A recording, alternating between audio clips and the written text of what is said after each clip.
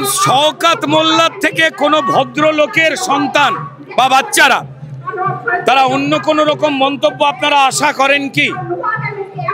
সম্মানীয় মুখ্যমন্ত্রী মমতা বন্দ্যোপাধ্যায়ের কথায় তিনি বোম বাঁধেন, তিনি ক্রিমিনাল। আর সেই ক্রিমিনাল যাতে যত্ন করে বোম বাঁধতে পারেন তাই তিনি পুলিশি নিরাপত্তা টাইট করে রেখে দিয়েছেন শওকত মোল্লার চতুর্দিকে।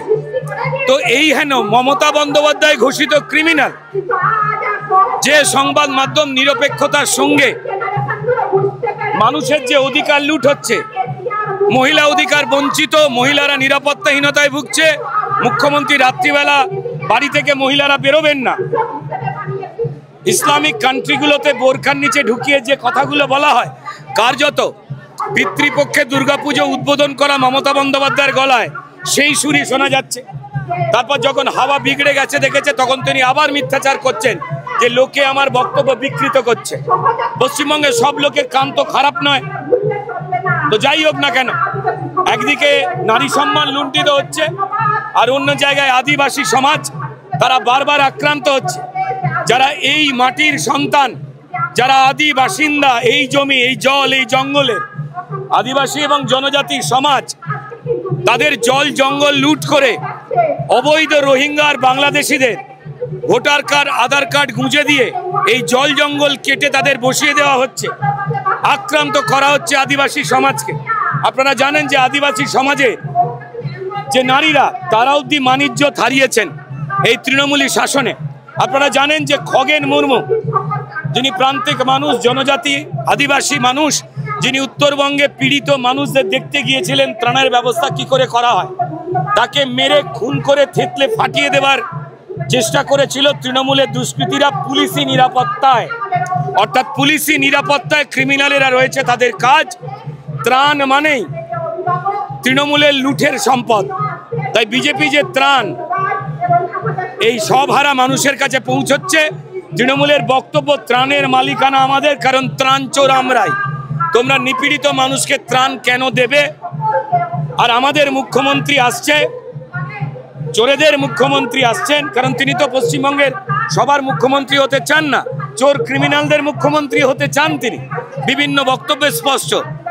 তাই তারই ফটো উঠবে, তোমরা এখান থেকে দূর হটো, নাহলে মেরে ফেলবে।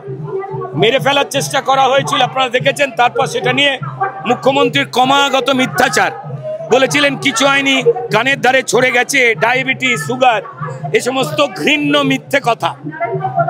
এবং তার আগেও আপনারা দেখেছেন যে জনজাতি, উপজাতি, আদিবাসী মানুষ, আমাদের দেশের মহামহিম রাষ্ট্রপতি সম্মানীয় দ্রৌপদী মুর্মুকে তৃণমূলের মন্ত্রী অখিলগিরি কি কদর্য ভাষায় আক্রমণ করেছিলেন। তো এটা তৃণমূলের পরম্পরা। এই মাটির মালিক যারা আদিবাসী জনজাতি সমাজ, তাদের জল জঙ্গল জমি কেড়ে নিয়ে অবৈধভাবে বাংলাদেশি এবং রোহিঙ্গা ভোটার ঢোকানো হচ্ছে, যা চূড়ান্ত রকম একটা ভয়ের ইঙ্গিত।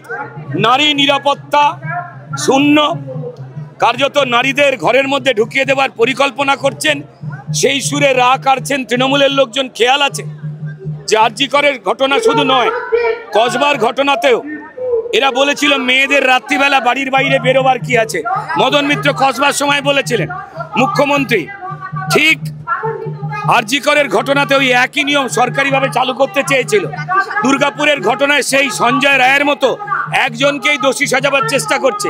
এরপর হয়তো বলে দেবে লাভ অ্যাফেয়ার, এবং তারপর বলে দেওয়া হচ্ছে সব দোষ যেন মহিলাদের। তাই আজকে আদিবাসী সমাজও রাস্তায় নেমেছে, তাদের জল জঙ্গলের অধিকার কেড়ে নিচ্ছে, তৃণমূল জমি লুট করছে, বিক্রি করছে, এবং রোহিঙ্গা এবং বাংলাদেশিদের ভোটার আই কার্ড হাতে দিয়ে জল জঙ্গল কেড়ে এই রাজ্যের বাসিন্দা বানাবার পরিকল্পনা করেছে। তারই বিরুদ্ধে যেভাবে আক্রান্ত হচ্ছে জনজাতি আদিবাসী মানুষ, ঠিক মহিলা সম্মানের মতোই যেভাবে আক্রান্ত, তাই রাস্তায় প্রতিবাদে সুস্থ মানুষেরা নেমেছে। বাকি মানুষেরা নামবেন, পশ্চিমবঙ্গের মানুষ দেখতে পাচ্ছেন, তারাও জানেন, আমি জানি না। পশ্চিমবঙ্গের শিল্পী, লেখক, বুদ্ধিজীবী প্রচুর মানুষ আছেন যারা কার্নিভালে 26টা মৃত্যুর পর মুখ্যমন্ত্রীর সঙ্গে নাচাবার সময় পান, কিন্তু যখন দুর্গাপুরের ঘটনা ঘটছে, যখন আদিবাসীদের মেরে রক্তাক্ত করে দেওয়া হচ্ছে, যারা মূলবাসী এই মাটির, তাদের এত বুদ্ধি নিয়ে বুদ্ধিজীবী যে সেজেছেন, তারা চুপ কার ভয়? মমতা বন্দ্যোপাধ্যায় তৃণমূল তাদের মেয়ে বউয়ের ইজ্জত নিয়েও খেলবে, সেই ভয়েতে চুপ করে আছেন, নাকি জীবিকা কেড়ে নেবেন এই প্রশ্ন তো সবাই তুলছে।